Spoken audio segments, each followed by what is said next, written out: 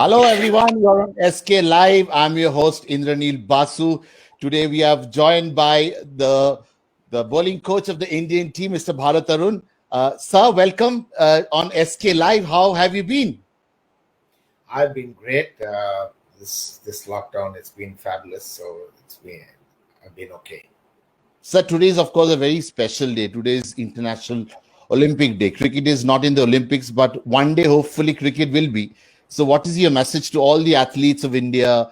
Because cricket is, of course, is massively followed in the country. And what is your message to all those athletes who represent in India in Olympics and all that? I think it's extremely tough being an athlete in India because while you're growing up, the conditions are not all that great.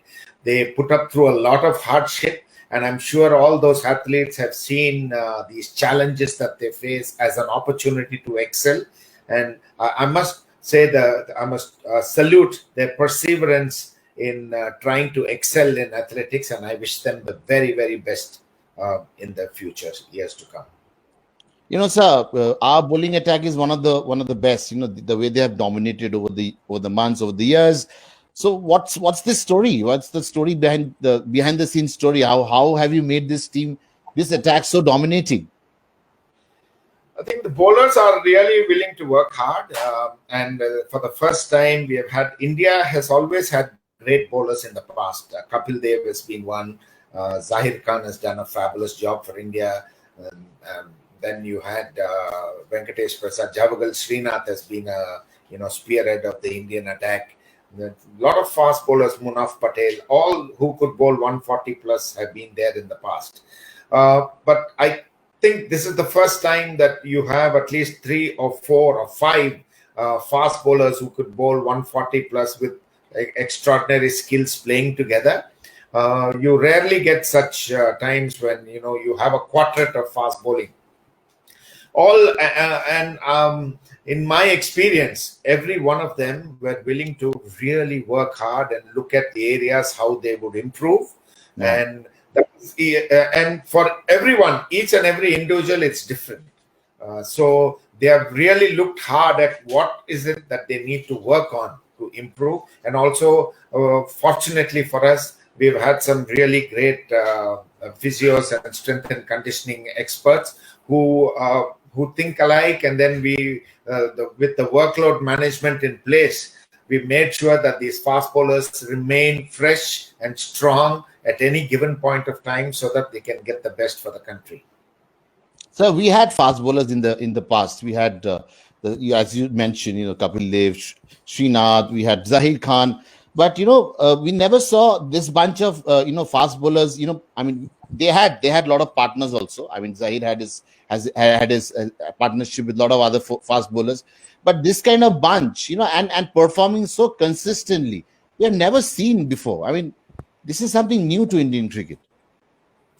Yes, it is. I think thanks to I must really say that the fitness standards that they maintain is one of the major causes for the fast bowlers having done exceptionally well. Earlier, yes, they were fast bowlers, but their workloads were never monitored. And, while I was growing up, the only thing I was told was the more you bowl, the better you get. Then as a fast bowler, every time you go onto the field, you should not have any energy to even lift your kit back. Those are myths which we lived with, which are not right. So we have been a lot more scientific now. We've had great bowlers, and we have got some quality bowlers. Now what we have done is we've used our knowledge of science and where the physio and the strength and conditioning expert come up with their it's a joint effort by the coach, by the physio, and the strength and conditioning effort. So to monitor and maintain the physical condition of a fast bowler, that's made a huge difference of late. So is it the monitoring bit you talked about, the routine they have, the discipline they have, the constant, as you said, the workload management being monitored, they're being tapped, what kind of workload is going on in the nets and how many matches they are playing. So there is a lot of management work going on behind the scene, right? Say, for example, we have on the GPS, we have their every workload that has been monitored right from practice to matches. In matches, you look at only a fast bowler having bowled 15 overs or 20 overs. What we really do not look at the number of sprints he's made chasing the ball or moving around on the field and things like that. So on an average, a fast bowler who spends one whole day on the field and bowling 20 overs runs nearly 20 kilometers a day. So that's a lot of data which otherwise you do not get to, you do not understand.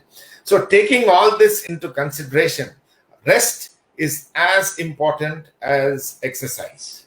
So recovery and rest is very, very important for a fast bowler. So when they expend that kind of energy, it is only wise that for the next few days, we make sure that they do not have very tough spells in the nets. Instead, they invest in their in some strength conditioning sessions, and they do a lot of prehab and rehab to make sure that their bodies are always fit to take the rigors of fast bowling. Absolutely. So we stay in a country where we have extreme conditions, either it's very hot or very cold. And, do you have this policy of, minimum effort, maximum result, not having long run-ups, having short run-up, just go out there and, express yourself, give your best next to the bowling crease. I mean, something like that. Do you have that kind of a policy as a coach? It all depends on, if you look at a Bumrah's run-up, it looks quite innocuous. He doesn't generate much pace, but I think in the last two strides, he gives it everything that he has. So it all depends on the bowler. If you look at a Mohammad Shami, he runs in like a horse. His strength of his run-up is his horse. The strength of his bowling is his run-up. So for every bowler, it is different. Umesh Yadav is ambling in, but he gives in a lot at the in the last three strides. Whereas Ishan Sharma, his run-up is his strength. So it all depends on every bowler, what they want and what is their comfort level.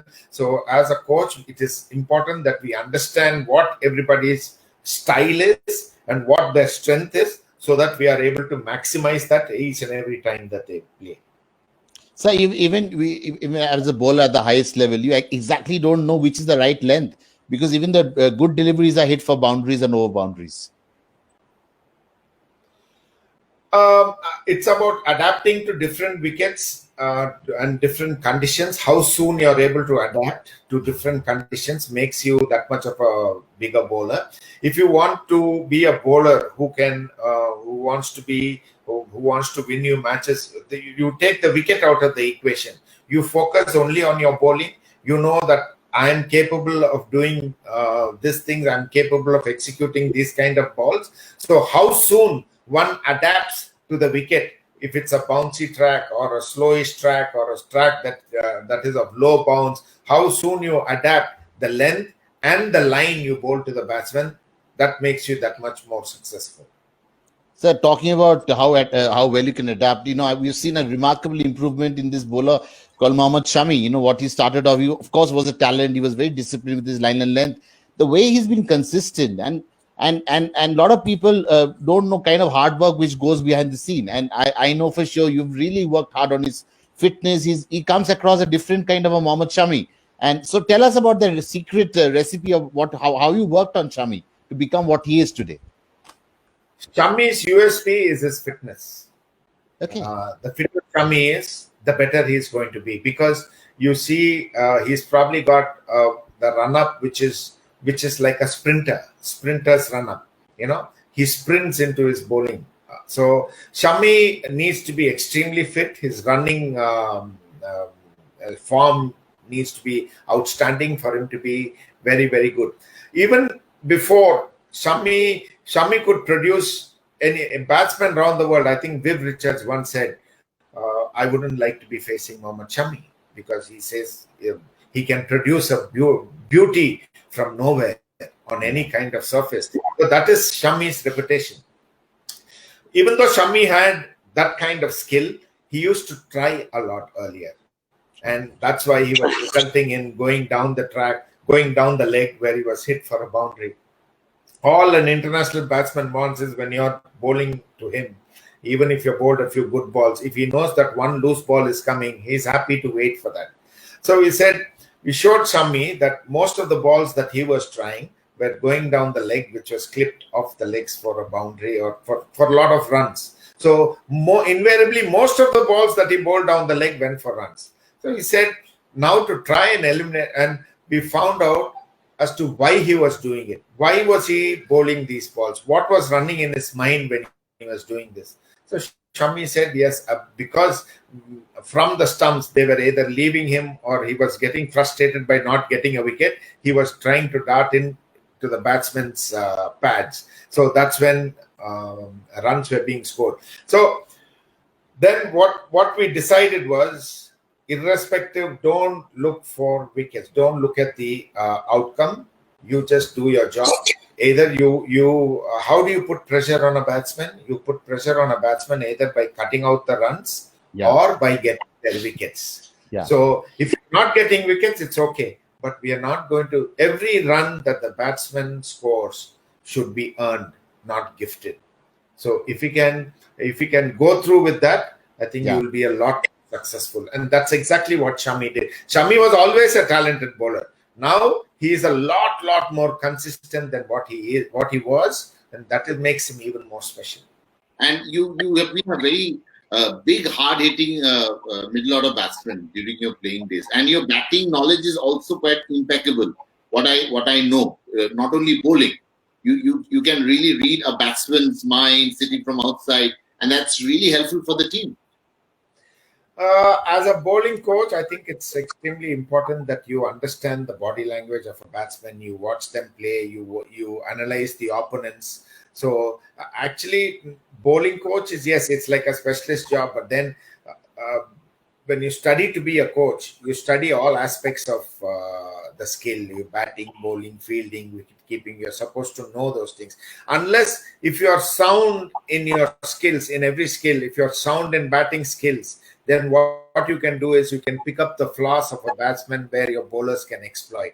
So it is the vice versa too. So this kind of knowledge, what you gain out of studying to be a coach, can be put to good use when you formulate strategies for your team. Absolutely. So your head coach Ravi Shastri, you Bharat Arun sir, you've really formed a good team, and you worked so hard behind the team. Back them throughout bad times, good times, but big tournaments we haven't managed to win. I mean, you think we have that all the talents? Isn't it somewhere it hurts us so much because we have done good work in Australia, we've done good work in a few other countries. Overall, I think we have a very good success rate. But if you can point a finger and say that what this team has not achieved over the last 5 years is winning a World Cup. Apart from the World Cup, every other tournament they have done exceedingly well. They have won more number of matches abroad. They won maximum number of matches in the country, and our one-day record and T20 record has been outstanding. We've been number one team for over 3 years. So overall, I think it's a fabulous performance. The icing on the cake would be the World Cup, which has eluded us. We have been part of the 3 World Cups, 2 50 over and 1 T20 World Cup. That has eluded us. On all the 3 World Cups, we have we've shot out of the semi-finals. Our World Cup loss to New Zealand still hurts us. Yes. In England, because I thought we were playing some exceptional cricket throughout the tournament. We played outstanding cricket, and just one day a small collapse, and I also the rain stopping play on the first day played a huge part. Of course, there are no excuses. That still hurts us, the loss at the World Cup in England. But yes, we really looked hard at what are the areas we need to tighten up, and we would be working extremely hard when we do come to the World Cup. But before that, we would like to focus on every single series that we play and grow from strength to strength. So when we do come to the World Cup, our preparations can be even more better than what it was earlier.